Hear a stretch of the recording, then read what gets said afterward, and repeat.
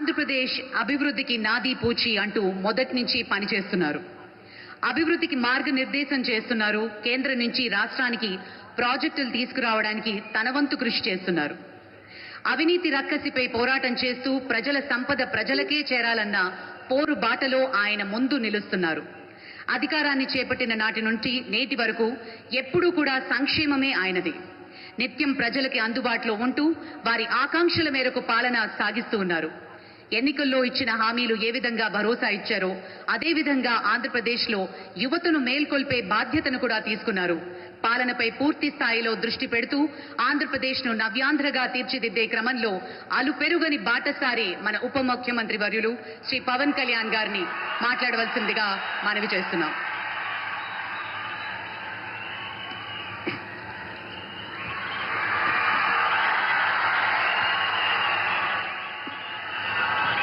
ఒక సదుద్దేశం, ఒక సదాశయం లేకుండా ఒకరు కన్యాకుమారి నుంచి కశ్మీర్ వరకు నడిచిన అది ఒక నిరర్ధకమైన నడకగా చరిత్రలో మిగిలిపోతుంది. కానీ ఒక సదాశయంతో, ఒక సత్సంకల్పంతో ఇంకొకరు కన్యాకుమారి నుంచి కశ్మీర్ వరకు ప్రజలందరితో మమేకమై వారందరినీ ఏకతాటిపైన నడిపిస్తే అది ఆత్మనిర్భర భారత్ అవుతుంది. అదే కన్యాకుమారి నుంచి కశ్మీర్ వరకు ప్రజలకి వారి పరిసరాల శుభ్రత యొక్క బాధ్యతను తెలియజేస్తే అది స్వచ్ఛ భారత్ అవుతుంది. అదే కన్యాకుమారి నుంచి కశ్మీర్ వరకు ప్రజల గుండెల్లో దేశభక్తి, ధైర్య సాహసాలతో నింపితే అది పటిష్టమైన, బలిష్టమైన భారతం అవుతుంది. అది ఒక రోజున అఖండ భారతం అయి తీరుతుంది. ఒక బలమైన భారత్ కోసం, ఒక దృఢమైన దేశం కోసం, జగత్తంతా వసుదైక కుటుంబం అనే భావన కోసం 4.5 దశాబ్దాలుగా పరితపిస్తూ, పరిశ్రమిస్తూ ఆ దారిలో ఎదుర్కొన్న ప్రతి పరాజయాన్ని, పడ్డ ప్రతి అవమానాన్ని నవ్వుతూ స్వీకరిస్తూ వాటినే విజయాలకి ఇంధనంగా వాడుకుంటూ దేశాన్ని అభివృద్ధి పథంలో నడిపిస్తూ భారతదేశాన్ని ప్రపంచంలోనే 3వ బలమైన ఆర్థిక వ్యవస్థగా తీర్చిదిద్దేలా నడిపిస్తున్న మన ప్రియతమ ప్రధాని, మన గౌరవ ప్రధాని శ్రీ నరేంద్ర మోదీ గారికి నా తరపున 5 కోట్ల మంది ఆంధ్రప్రదేశ్ ప్రజల తరపున నా హృదయపూర్వక నమస్కారాలు.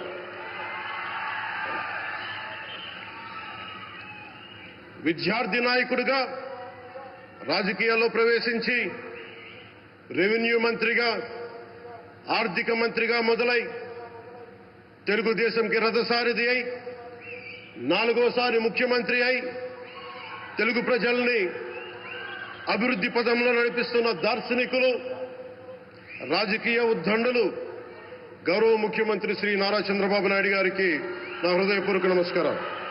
తోటి మంత్రివర్గ సహచరులైన ప్రతి ఒక్కరికి, నారా లోకేష్ గారికి, ఎన్డీఏ కూటమి శాసనసభ్యులకి, నాయకులకి, బీజేపీ నాయకులందరికీ పేరు పేరున నా నమస్కారాలు. కార్యకర్తలకి నా హృదయపూర్వక నమస్కారాలు. బీజేపీ నాయకురాలు శ్రీమతి పురంధేశ్వరి గారికి నా హృదయపూర్వక నమస్కారాలు. మా ఎన్డీఏ కూటమికి 164 అసెంబ్లీ స్థానాలు, 21 మంది పార్లమెంట్ సభ్యులనిచ్చి మమ్మల్ని వారి విలువైన ఓటుతో వేసి గెలిచిన ప్రతి ఒక్కరికి ఆడపడుచులకి, అక్క చెల్లెలకి, పెద్దలకి, పిన్నలకి, యువతులకి, యువకులకి పేరు పేరున నా హృదయపూర్వక నమస్కారాలు. ప్రజలు ఎన్డీఏ ప్రభుత్వాన్ని నమ్మారు, నిలబడ్డారు.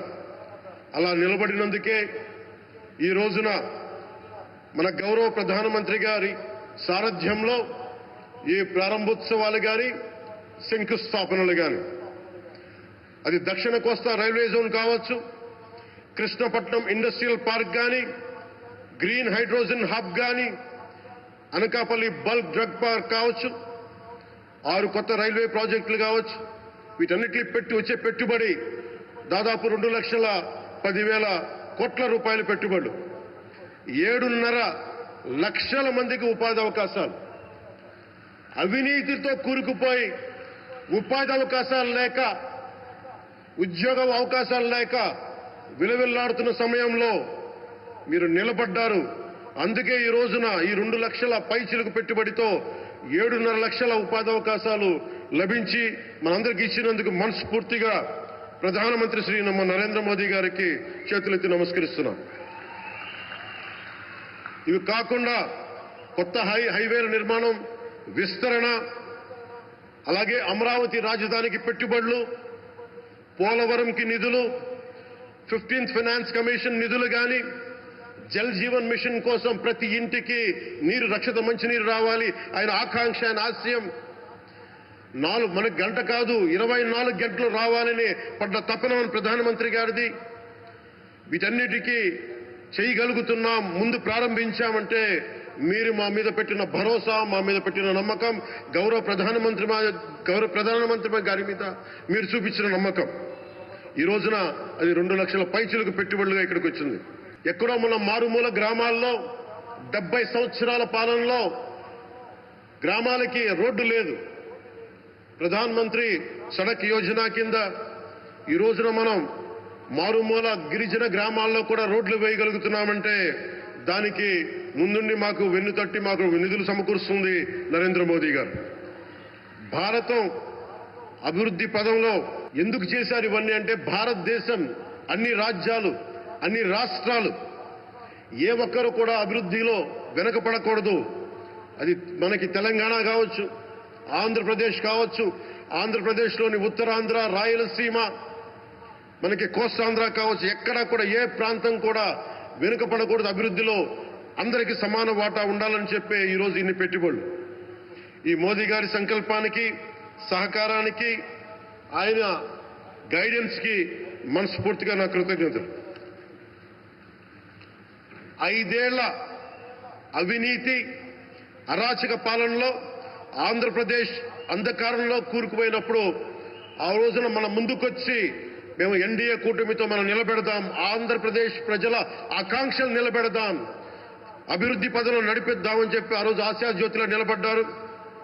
అసలు అభివృద్ధికి ఆస్కారమే లేదు ఆంధ్రాకి అనే స్థితి నుంచి అభివృద్ధి అంటే ఆంధ్రానే అని చెప్పుకునేలా గౌరవ ముఖ్యమంత్రి గారి నాయకత్వం, చంద్రబాబు గారి నాయకత్వంలో, ప్రధానమంత్రి గారి నిర్దేశకత్వంలో, వారి సూచనలతో సహకారంతో కేబినెట్ కానీ, మంత్రివర్గ సహచరులు కానీ, ఎన్డీఏ కూటమి ఎమ్మెల్యేలు కానీ, మేమందరం కార్యకర్తలు అందరం కష్టపడతాం. అహిర్నిశలు రేయం భవళ్లు కష్టపడతాం. దేశ ప్రగతిలో భాగస్వామ్యులవుతాం. మేము ప్రధానమంత్రి గారికి అండగా ఉంటామని తెలియజేసుకుంటూ, ఆంధ్రప్రదేశ్లో ఉన్న ఆంధ్రాకి వెలుగుతో నింపుతున్న మీ నిండు హృదయానికి నా హృదయపూర్వక కృతజ్ఞతలు తెలియజేసుకుంటున్నాను. మరోమారు మీ అందరికీ ధన్యవాదాలు తెలుపుకుంటూ, నమ్మకం పెట్టారు. మీరు పెట్టిన నమ్మకానికి ఈ రోజున 2 లక్షల పైచిలకు పెట్టుబడులు తీసుకొచ్చారు. ప్రధానమంత్రి గారు ఉండటం వల్ల, సమర్థవంతులైన చంద్రబాబు గారు ఉండటం వల్ల మేమందరం నేర్చుకోవడానికి, పనిచేయడానికి సంసిద్ధంగా ఉన్నాం. సో మీరందరూ ఇదే సహకారం ఇవ్వాలని మనస్ఫూర్తిగా కోరుకుంటూ, ఆ భగవంతుడు, ఆ లక్ష్మీ నరసింహుడు ఈ దేశాన్ని మరింత ప్రగతి పదంలో నడిపించేలా గౌరవ ప్రధానమంత్రి శ్రీ నరేంద్ర మోదీ గారికి దీర్ఘాయుష్ ఇవ్వాలి, ఆరోగ్యం ఇవ్వాలని మనస్ఫూర్తిగా కోరుకుంటూ, ఆ లక్ష్మీ నరసింహుడిని వేడుకుంటూ సెలవు తీసుకున్నాను. జై భారత్, జై హింద్.